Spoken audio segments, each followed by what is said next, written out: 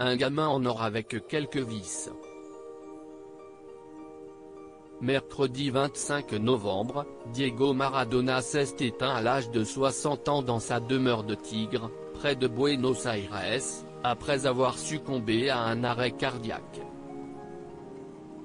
Une perte terrible pour le monde du ballon rond qui pleure sa star et surtout, une légende. De l'Argentine, à Naples où il a joué pendant plusieurs années, nombreux sont ceux qui pleurent désormais cet enfant terrible du football, à qui même les plus mauvaises erreurs et frasques ont toujours été pardonnées. Et ce parce qu'elles ont aidé à construire sa légende.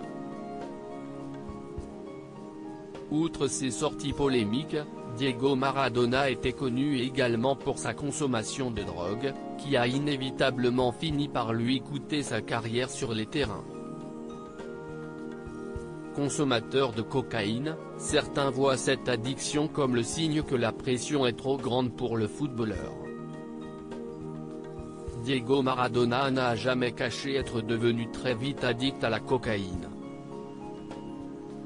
Dès son passage à Barcelone, il ne peut pas s'en passer.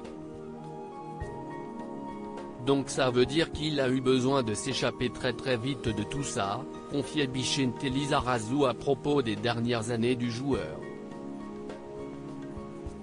Et si le monde du football semble fermer les yeux sur les habitudes du joueur en dehors des terrains, les contrôles commencent à le rattraper en 1991, lorsqu'il est testé positif à la cocaïne, ce qui lui vaudra 15 mois de suspension ainsi que 14 mois de prison avec sursis de la part des autorités italiennes.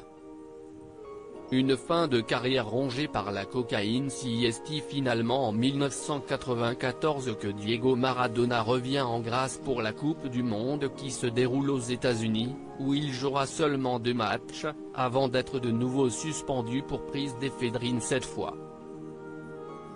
Un nouveau coup dur à sa carrière, qu'il terminera en 1997, bien loin du joueur qu'il avait été quelques années plus tôt et rongé par la cocaïne, une addiction qu'il a toujours assumée.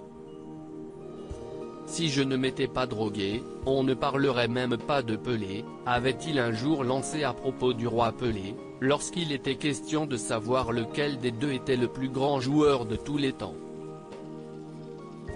Mais aujourd'hui, l'un ne peut se targuer d'avoir une église qui porte son nom.